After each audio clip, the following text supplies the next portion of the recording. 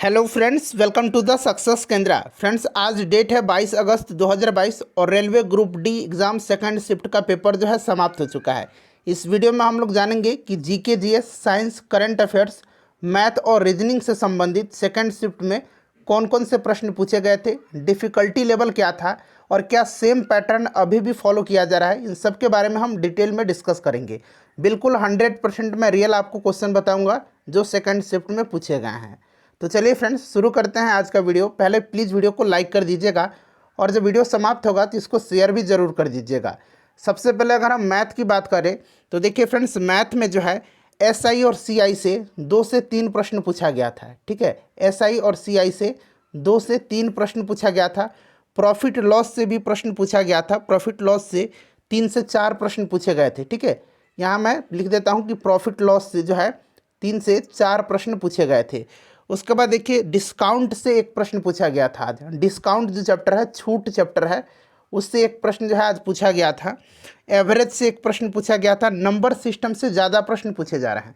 Number system में एक प्रश्न तो ऐसा पूछा गया था कि x + 1/x इक्वल टू, यहाँ पर दे दिया गया था आपका k दे दिया गया था। तो पूछा गया था कि x³ + 1/x³ का वैल्यू क्या होगा। ये वाला एक प्रश्न पूछा गया था। साथ ही साथ देखिए फ्रेंड्स, एलसीएम और एचसीएफ से भी प्रश्न पूछे गए थे। ठीक है, उसके बाद देखिए पूछा गया था लॉसा और मौसा वाला। मैंने बताया ना कि दो संख्याओं का गुणनफल इतना है, ये वाला क्वेश्चन जो है एक पूछा गया था। उसके बाद देखिए, नंबर सिस्टम मैंने बता दिया। ट्रिगोनोमेट्री से 2 से 3 क्वेश्चन पूछे गए थे आज वाले शिफ्ट में, सेकंड शिफ्ट में। परसेंटेज से एक प्रश्न पूछा गया था। मेंसुरेशन से सिलेंडर से 2 प्रश्न पूछा गया था। मेंसुरेशन से सिलेंडर से जो है 2 प्रश्न पूछा गया था, सिलेंडर से। ठीक है, 2 प्रश्न पूछा गया था। एक में पृष्ठीय क्षेत्रफल पूछा गया था। उसके बाद देखिए, अगर बात करते हैं हम रीजनिंग की, यहाँ पर आइए, देखिए सभी मैंने लिख दिया। ट्रिगो से 2 से 3 प्रश्न पूछे गए थे। उसके बाद देखिए, प्रॉफिट लॉस से भी प्रश्न पूछा गया था। सीटिंग अरेंजमेंट, रीजनिंग थोड़ा सा डिफिकल्ट पूछा जा रहा है, टाइम टेकिंग है, ध्यानपूर्वक सॉल्व करना है आपको। सीटिंग अरेंजमेंट से इसमें भी 4 से 5 प्रश्न पूछे गए थे। स्टेटमेंट्स भी बहुत ज़्यादा पूछा गया। कथन और निष्कर्ष भी इस वाले शिफ्ट में बहुत ज़्यादा पूछा गया था। उसके बाद देखिए, नंबर सीरीज पूछा जा रहा है, मिसिंग नंबर इसमें पूछा जा रहा है। ठीक है, और इस तरह से भी पूछा जा रहा है कि इसमें एक नंबर मिसिंग रह रहा है इस वाले चार्ट में। इनइक्वलिटी से जो है प्रश्न पूछा जा रहा है। ठीक है, चलिए शुरू करते हैं। जीके वाला प्रश्न तो पूछा गया था, बिल्कुल 100% रियल प्रश्न है। अगर आपने एग्जाम दिया है फ्रेंड्स तो आप और भी प्रश्न कमेंट करके बताइएगा कि क्या क्या पूछे गए थे।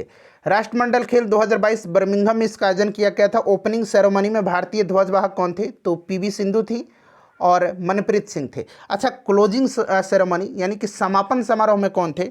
तो समापन समारोह में जो थे ये शरत कमल और निखत जरीन थे।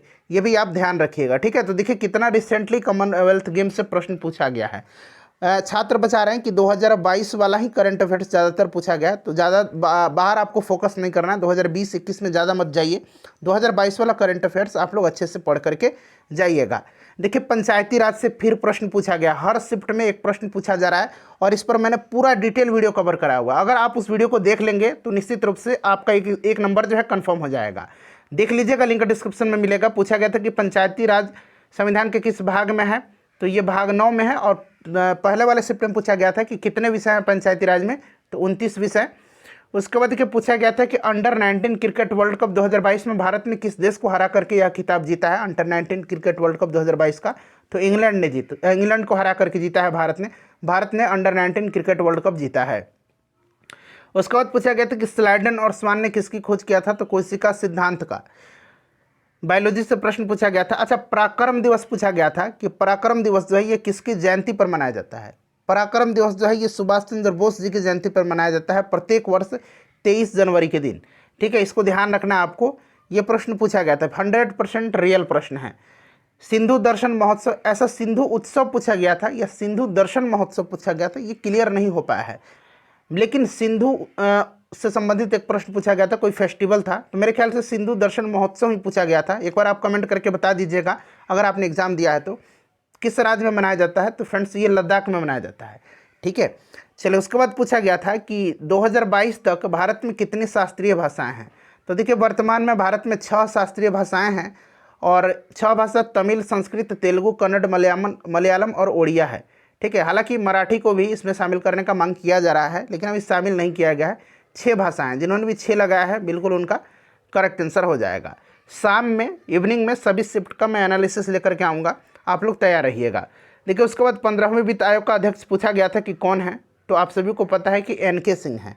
पहले वित्त आयोग के अध्यक्ष कौन थे? KC नियोगी थे। कौन थे? KC नियोगी थे, इसको भी ध्यान रखिएगा। चलो उसके बाद पूछा गया था कि सेंट थॉमस चर्च जो है ये कहाँ स्थित है? सेंट थॉमस चर्च जो है यह केरला में स्थित है। कहाँ पर है? केरला में स्थित है। ठीक है, केरल में स्थित है। उसके बाद देखिए 2022 पद्म भूषण पूछा गया था शायद विज्ञान के क्षेत्र में, और ऑप्शन में श्री संजया राजाराम का नाम था, तो ये वाला ही होगा करेक्ट आंसर। अगर विज्ञान के क्षेत्र में पद्म भूषण पूछा गया था तो पद्म भूषण। ठीक है, जरा आप कमेंट करके बताइएगा। पहले शिफ्ट में भी पद्म अवार्ड से एक प्रश्न पूछा गया था और इस शिफ्ट में भी पूछा गया है। उसके बाद देखिए पूछा गया था कि फ्लोएम किसके परिवहन में मदद करता है? तो फ्लोएम जो है ये फूड के, भोज पदार्थ के। ठीक है, और जाइलम जो होता है ये वाटर के, जाइलम वाटर यानी कि जल के परिवहन में मदद करता है। उसके बाद देखिए पूछा गया था कि जियोमॉर्फोलॉजी के अंतर्गत किसका अध्ययन किया जाता है? जियोमॉर्फोलॉजी के अंतर्गत किसका अध्ययन किया जाता है? तो फ्रेंड्स स्थल रूपों का अध्ययन किया जाता है, भू आकृति जिसमें शामिल हैं। ठीक है, जियोमॉर्फोलॉजी पूछा गया था। उसके बाद देखिए पूछा गया था कि गोंड जनजाति को किस राज्य में अनुसूचित जनजाति का दर्जा दिया गया है? तो रिसेंटली ये करंट अफेयर है उत्तर प्रदेश में। ठीक है, चलिए उसके बाद देखिए पूछा गया था कि फोकस दूरी पूछा गया था, यहाँ पर त्रिज्या दिया गया था।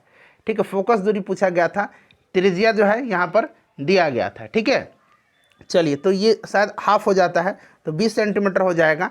उसके बाद फ्लेमिंग के बाएं हाथ के नियम से संबंधित एक प्रश्न पूछा गया था, थ्योरेटिकल क्वेश्चन था। और देखिए न्यूमेरिकल जो है फिजिक्स के 4 से 5 बिल्कुल बेसिक न्यूमेरिकल पूछे गए थे। एक बार फिर से फिजिक्स में लाइट चैप्टर का बोलबाला रहा है।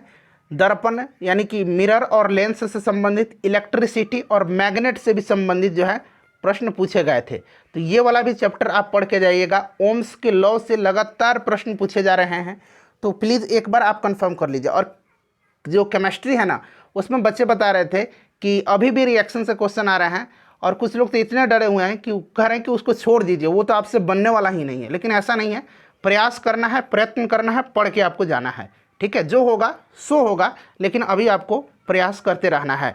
तो फ्लेमिंग के बाएं हाथ के नियम से प्रश्न पूछा गया था, और पूछा गया था कि किस राज्य के CM ने दलित परिवारों को 10-10 लाख की आर्थिक मदद देने का ऐलान किया है? तो ये KCR हैं, के चंद्रशेखर राव। ठीक है, और तेलंगाना के हैं ये CM, तो ये वाला राइट आंसर होगा इसका।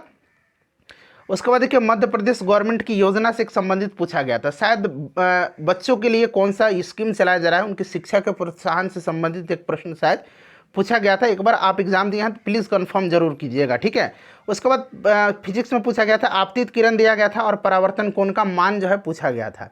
देखिए लाइट चैप्टर से फिर एक प्रश्न अभी बताया, फोकस दूरी पूछा गया था, एक ये वाला पूछा गया था। NCERT एक बार प्लीज़ आप लोग 9th और 10th का पढ़ लीजिए। अगर 9th पढ़ने का समय नहीं है आपके पास तो प्लीज़ 10th क्लास वाला NCERT जिसमें लाइट चैप्टर है उसको ज़रूर पढ़ के जाइएगा।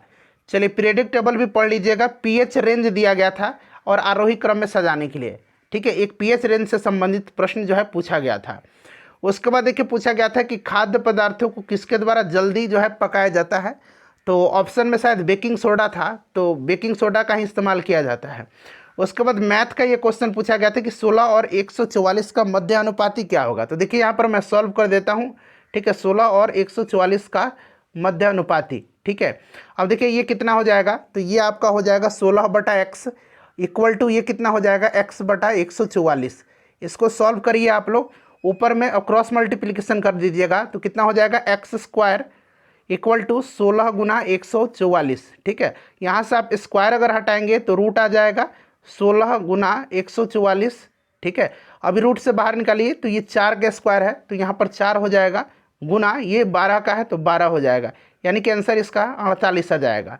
ठीक है, तो ये प्रश्न पूछे गए थे फ्रेंड्स। लास्ट में जो है रात में सभी शिफ्ट का एनालिसिस लेकर के आऊँगा। वीडियो को लाइक कर दीजिए, शेयर कर दीजिएगा। बिल्कुल 100% रियल क्वेश्चन है, जेन्युइन